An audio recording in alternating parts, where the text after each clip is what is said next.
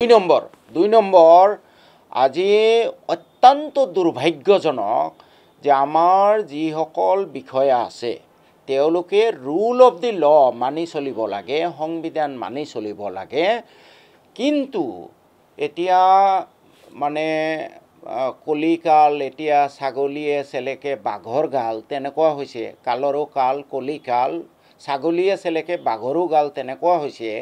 এতিয়া আমাৰ যিসকল বিষয়া বিশেষকৈ DC আৰু SP সকল যিবোৰ জিলাত এইবোৰ ঘটনা ঘটিছে তেওঁলোকে অক্ষমনীয় অপৰাধ কৰিছে, তেওঁলোকে মুখ্যমন্ত্ৰীৰ ভৃত্যৰ দৰে তেওঁলোকে ব্যৱহাৰ কৰি আছে।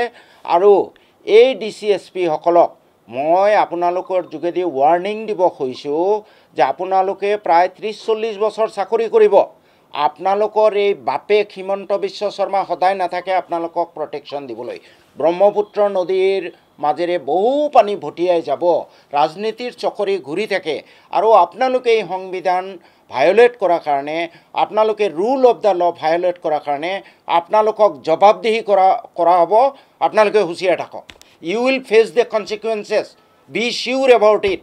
Maybe after 5 years, maybe after 10 years, these officers, these DCs and SPs will have to face the consequences.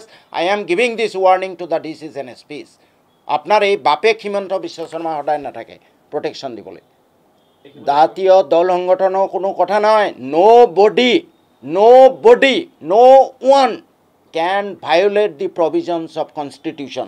এইখন আটাইতকৈ ডাঙৰ দল সংগঠন, ৰাজনৈতিক দল এইবোৰতকৈ এইখন ডাঙৰ।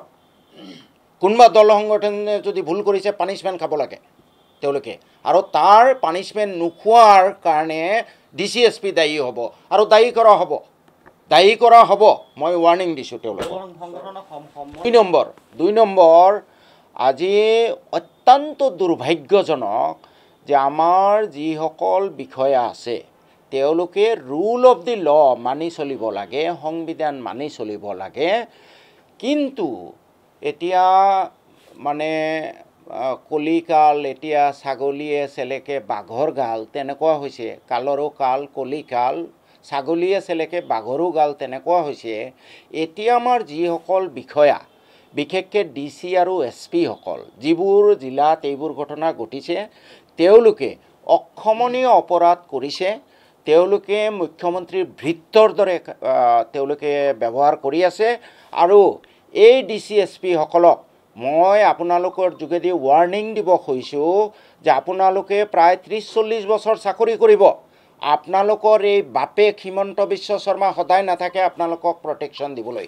ব্ৰহ্মপুত্ৰ নদীৰ মাজেৰে বহু পানী ভটিয়াই যাব, ৰাজনীতিৰ চকৰি ঘূৰি থাকে, আৰু আপোনালোকে এই সংবিধান ভায়োলেট কৰাৰ কাৰণে, আপোনালোকে rule of the law violate কৰাৰ কাৰণে আপোনালোকক জবাবদিহি কৰা হ'ব।